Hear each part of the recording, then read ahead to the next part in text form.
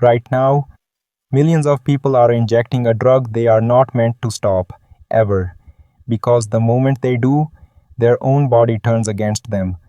The hunger floods back, the weight returns, and the strangest part of all, it began inside the venom of a desert lizard, a scientist the world ignored for 10 years, a company worth more than its entire country, $500 billion, vanishing in under 2 years, and a drug already inside 1 in 8 American adults. This is no ordinary drug, and this is no ordinary story. What follows is not really a story about weight. It is a story about hunger, about who controls it, and who profits from it. And it begins with a handful of impossible questions. How did the venom of a desert lizard become the most wanted drug on the planet? How did one weekly injection make a tiny nation rich? And why, after spending billions to get it, can almost no one stay on it? The answers run from a forgotten lab to the most valuable company in Europe to a collapse few saw coming. To understand all of it, the story has to go back to a quiet laboratory in the Bronx. The year is 1990. A doctor named John Eng is searching for something no one else wants.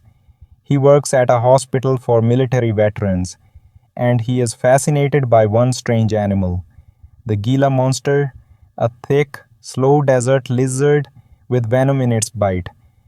It almost never eats. It can swallow a third of its body weight in one meal, then vanish into the rocks for the rest of the year. And through all of it, its blood sugar never crashes.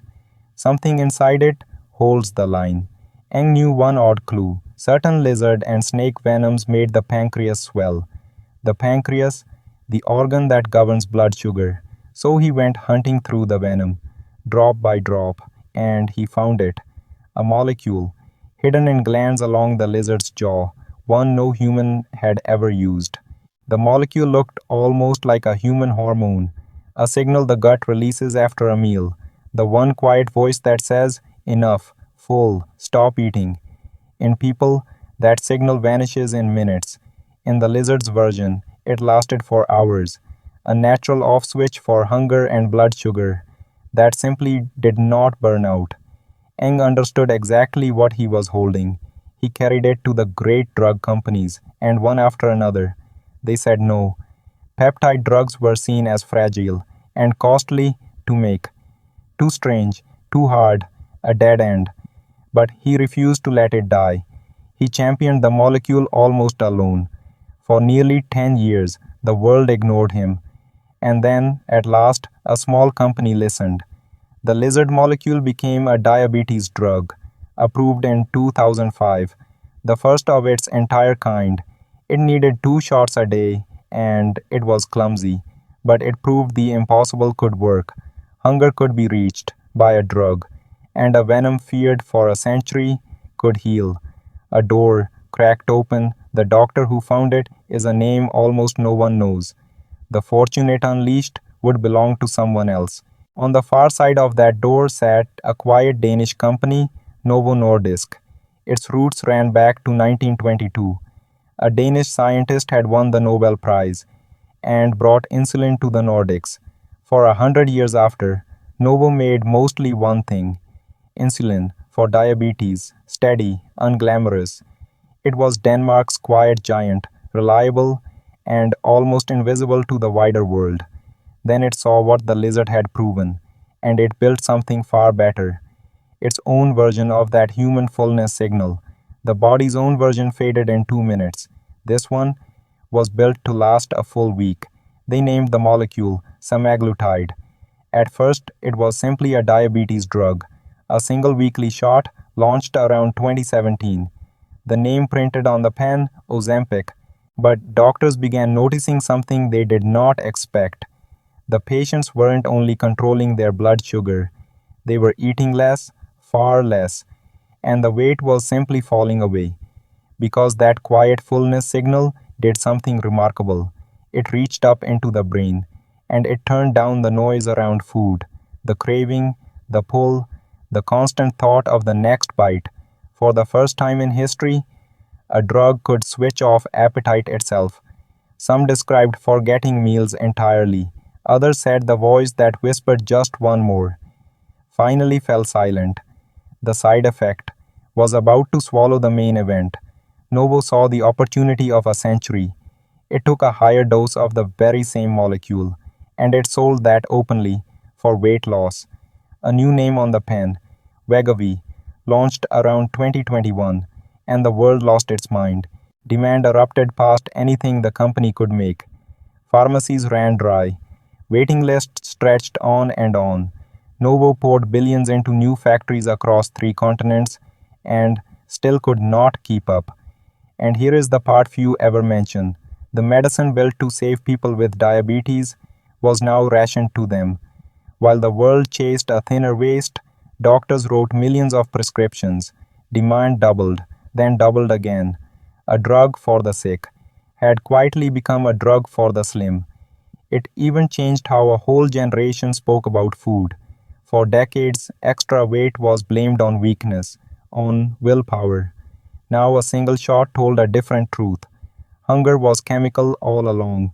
Celebrities whispered about it. Then they stopped whispering. A single injection became the most talked about drug on the planet. Talk shows, magazine covers, the internet even coined a phrase for the hollow cheeks it left behind. A weekly shot had become a cultural event, and the money followed the frenzy. Novo Nordisk's value did not climb, it detonated. In a single year, its sales leapt by almost a third, past $30 billion. It overtook the great luxury houses of Paris. It became the most valuable company in all of Europe. At its peak, it was worth more than $570 billion. A single drug maker, worth more than the entire economy of Denmark. Its charitable foundation swelled into the largest on earth, richer than the Gates Foundation, twice over. That one foundation funded a quarter of all medical research in the country. It paid the salaries of nearly 10,000 scientists, nearly as many as the company employed itself, and its gravity bent everything around it. One company, one small nation of under 6 million people, lifted by a single shot. Around 28,000 of its citizens worked under its roof. Politicians weighed its wishes before steering the country. Its new factories became some of the largest building sites the nation had ever seen. In one year, this company alone drove almost half of Denmark's economic growth. Without it, the nation would have stalled. The country's universities shaped courses around it. Its tax bill helped fund the national budget. A lizard's gift had become a country's crown jewel. It looked unstoppable, but the cracks were already spreading, and the first one was hiding inside the human body. The first was the body's revolt. For many, the drug brought waves of nausea. For some, it went much further. A stomach that slowed and nearly stopped. Others fought muscle loss, melting away alongside the fat. A handful of lawsuits even pointed to sudden loss of vision. By 2026, more than 3,700 lawsuits had stacked up. The claim that the warnings came far too late. The second cost was the price. In America, the shot ran near $1,000 a month. In other countries, a small fraction of that. The exact same molecule, a wildly different number, so a gray market bloomed. Cheaper, copycat versions, mixed in unregulated labs, millions, gambling on knockoffs of the world's hottest drug. A health official put it bluntly. Obesity, he said, had become a disease of poverty, and the cure was being sold to the wealthy. Under pressure, a deal with the government dropped the price for some toward $50 a month. Proof, critics said, of how high it had been all along. And here is where the entire story turns inside out. Because there was a third cost, the quietest one of all. Up to half of the people who started the drug stopped within a year. One large study found most users walked away inside 2 years. Too expensive, too hard, too much. But stopping did not hold the line. In the trials, the result was brutal. Within 1 year of quitting the shot, People regained about two-thirds of every pound they had lost. The hunger came roaring back, the blood pressure climbed again, the body simply reset because the body fights to defend its old weight. It raises hunger, it lowers the energy burned at rest. Biology, dragging the number back up. The scientists wrote it down in plain words. Obesity is chronic. To keep the results, the treatment must continue. The drug was built to be taken forever. That is the secret hiding beneath the miracle. It was never a cure.